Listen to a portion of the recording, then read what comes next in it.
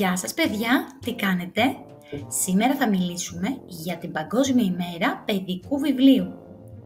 Η Παγκόσμια ημέρα παιδικού βιβλίου καθιερώθηκε να εορτάζεται στις 2 Απριλίου, την ημέρα δηλαδή που έχει γενέθλια ένας μεγάλος συγγραφέας παραμυθιών, ο Hans Christian Andersen.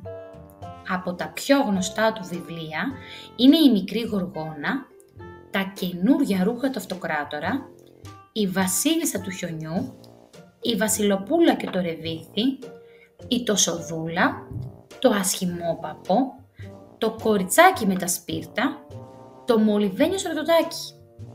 Ο ίδιος ο Άντερσεν θεωρούσε πως η ζωή από μόνη της είναι το πιο όμορφο παραμύθι. Πάμε να δούμε πώς φτιάχνεται ένα παραμύθι.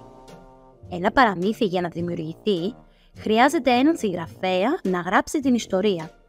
Συνήθως το όνομα του συγγραφέα βρίσκεται γραμμένο στο εξώφυλλο του βιβλίου. Επίσης, πολύ σημαντικό για ένα παραμύθι είναι και ο τίτλος, δηλαδή το όνομα του βιβλίου που το κάνει να ξεχωρίζει.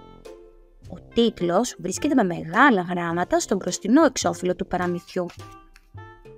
Όμως, για να πάρει ένα παραμύθι μορφή και να γεμίσει εικόνες, χρειάζεται έναν εικονογράφο που θα ζωγραφίσει όλες αυτές τις εικόνες που περιγράφει το παραμύθι.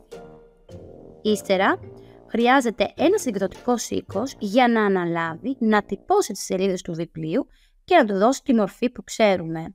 Να έχει δηλαδή εξώφυλλο, ράχη, σελίδες και οπισθόφυλλο.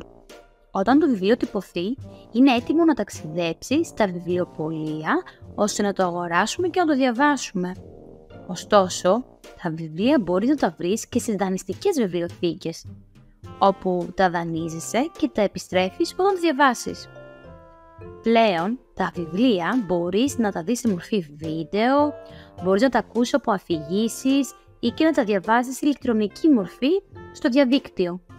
Εσένα, πώς σου αρέσει να διαβάζεις το αγαπημένο σου παραμύθι?